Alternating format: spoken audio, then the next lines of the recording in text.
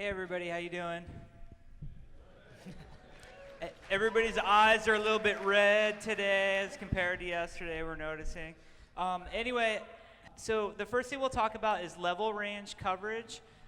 What we mean by this is when we started out designing World of Warcraft, we realized that something that makes an MMO a lot of fun for players is not feeling like they're funneled through content, like they only have one choice at one time. So when I talk about level range coverage, what I mean is that we also didn't want to start the dungeons off too early because it takes a little bit more organization to do a dungeon than it does the outdoor world. So our lowest level dungeon is Ragefire Chasm.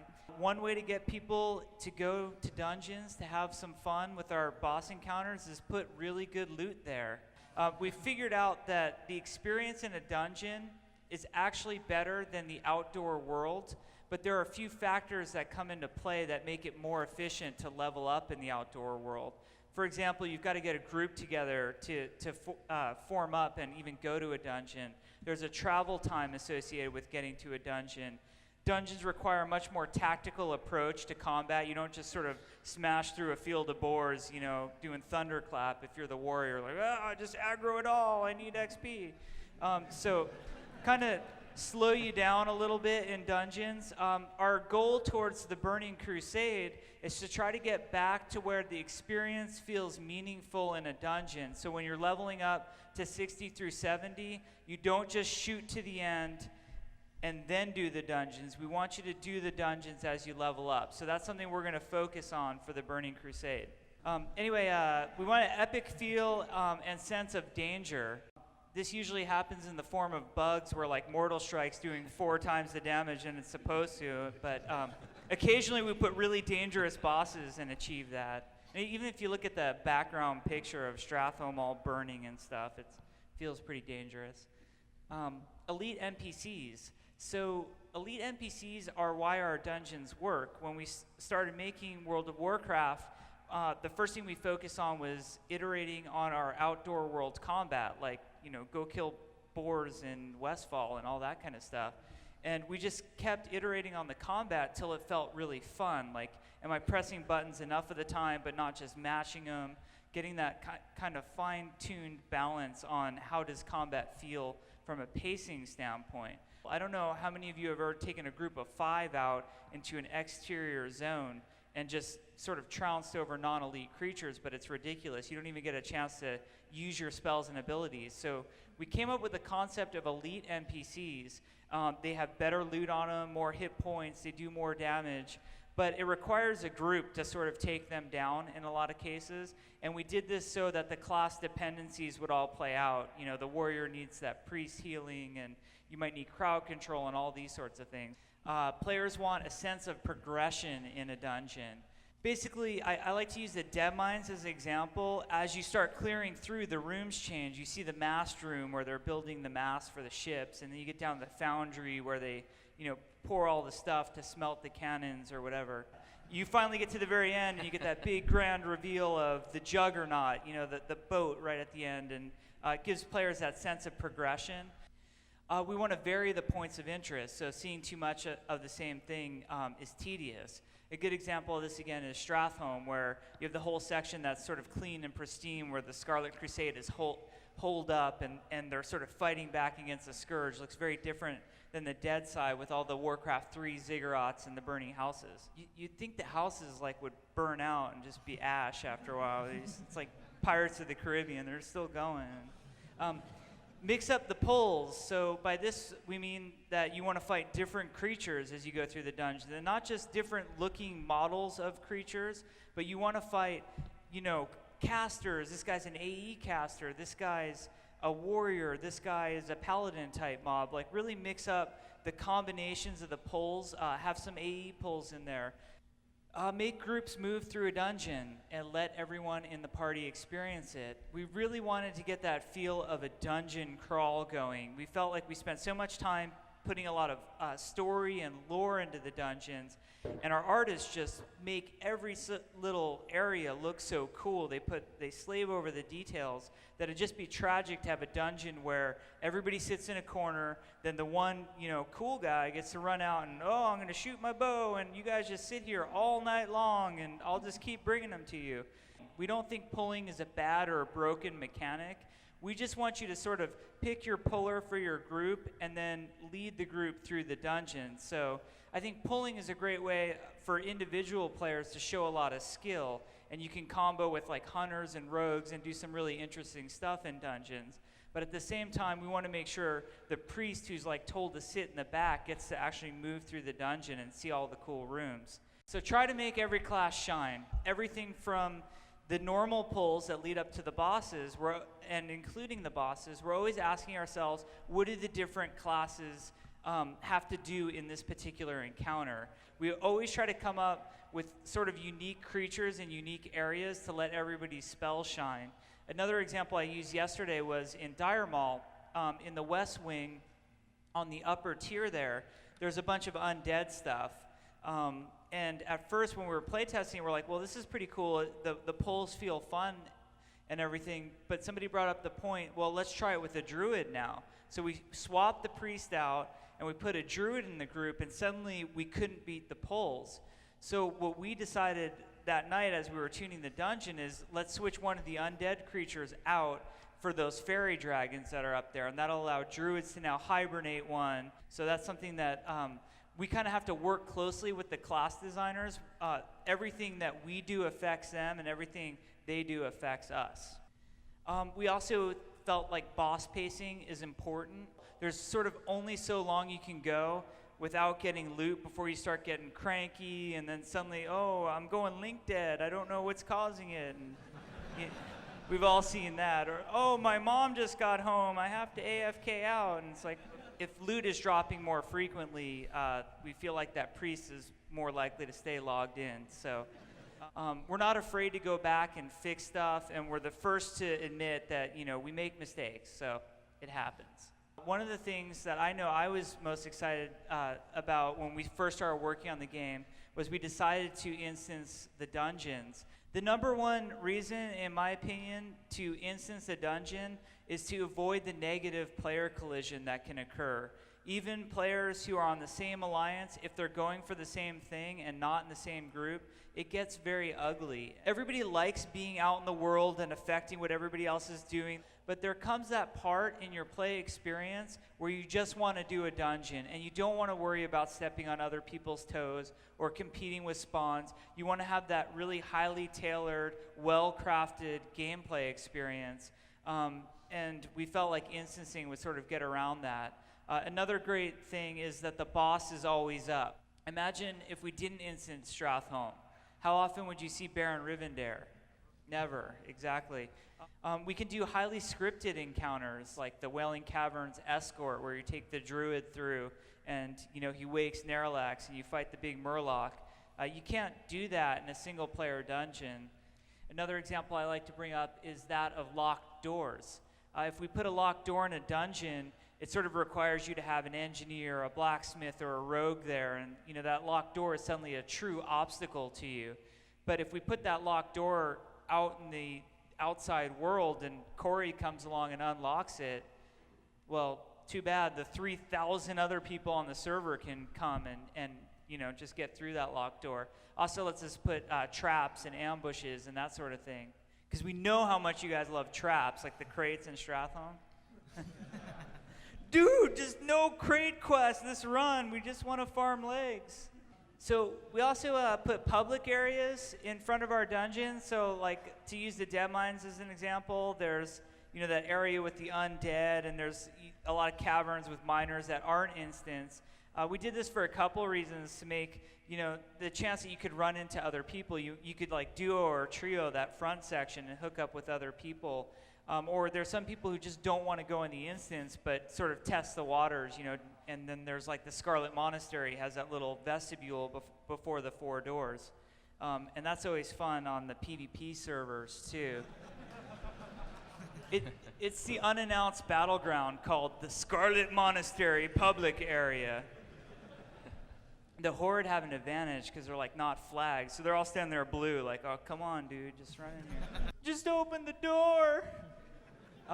Micro dungeons. When you go into Northshire and you level up your first human and you have that little gold mine right there, or if you're an orc in the Valley of Trials and there's that mountain cave, or the crypts out in Duskwood, like the Raven Hill Cemetery, we call those micro dungeons. So those are public dungeons that are not instanced, and they're usually, most of the time, tuned for the solo player, because we wanted solo players to sort of be able to have a dungeon experience if they wanted it, and not have to group up and go into the dungeon. So instance dungeons are kind of for groups, and then those dungeons, those little micro dungeons out in the world, is our solution for solo players.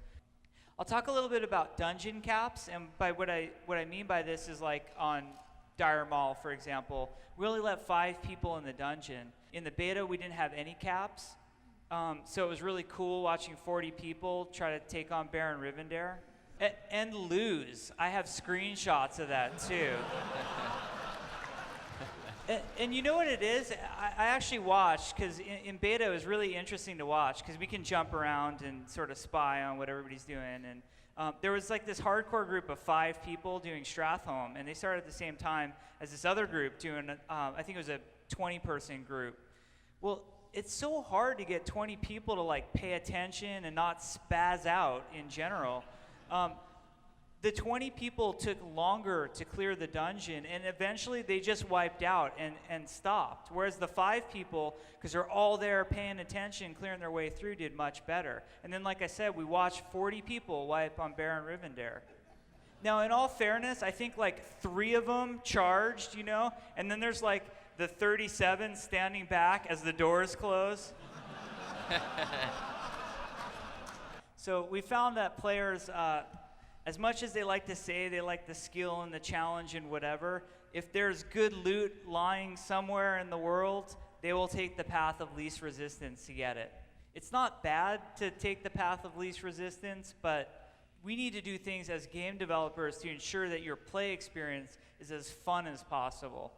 So when a dungeon cap is exceeded, the perception of the quality of the overall experience goes down. The number one example that jumps into my head when I talk about this bullet point is Upper Blackrock Spire. A lot of players think that Upper Blackrock Spire is not challenging enough. Man, our guild has done it 40 times, and you know, I can fall asleep on the raid. It doesn't even matter anymore. And that's because the majority of people are doing it with 15 people. That dungeon was tuned, that Upper Blackrock Spire, what's his name, Emberseer, Pyro Guard Emberseer, from beyond that room on was tuned for 10 people only. And Pyro, the Emberseer fight was actually tuned for 5 people. I think it's one of the funnest fights ever with 5 people. With 15 people, it goes into that category of like, what the hell were they thinking? This, you know, like, boom, everything's dead, and like, is that guy gonna bust out yet? Because, you know. So it was our fault as developers for not putting the cap in the first place. We were just a little bit reluctant because we were coming from beta where the sky was the limit. So, you know, it's really hard. You don't want to upset the community, but at the same time, sometimes it's actually for their own good in the long run. Nobody ever wants to nerf anything or take anything out that players know and love.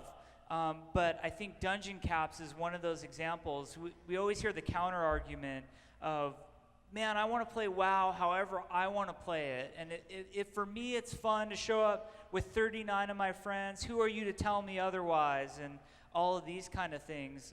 I always think back to this day, one of our programmers came to me in beta and said, one of our programmers, he said, I did Wailing Caverns last night, and I just think that end fight goes too fast. I think you should give the boss more hit points. And I'm like, well, that's a level 22 boss, you know, we don't want him that hard, you're supposed to beat it. It turns out that he was a level 29 paladin, and he was grouped with 20 people doing Wailing Caverns. And his whole impression, and his friends, because he played with his friends, Their impression was that Wailing Caverns was a crappy dungeon that wasn't tuned well. There's that obligation that if the game allows you to put more people in your group, you're going to do it. Any changes, even good ones, are perceived as scary or bad by the community as a whole. When we got ready to release Dire Maul to the community, we said that we were going to cap it at 5. And we got really mixed reviews on this. A lot of people were super excited by that.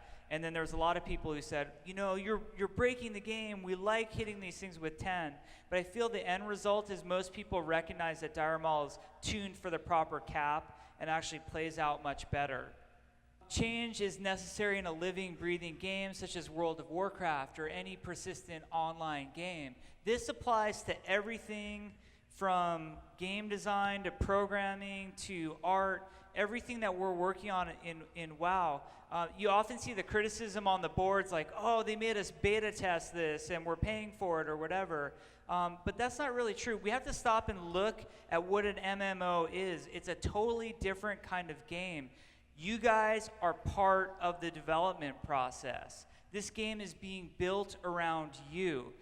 We felt like the players had a need for a stepping stone dungeon between Upper Blackrock Spire and Molten Core. This was the community who asked us for it.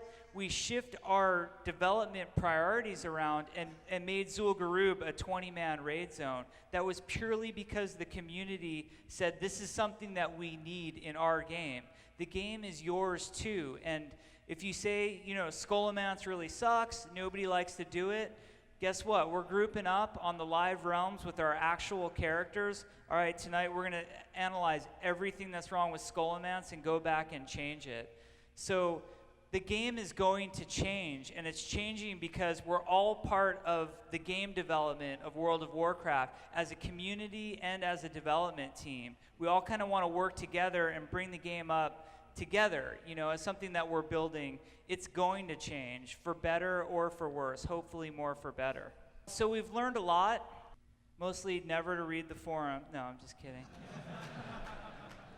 Oh, I want to just get something out here right away. Speaking of the forums, we only read threads that either have our names in all caps or that say blue, respond blue.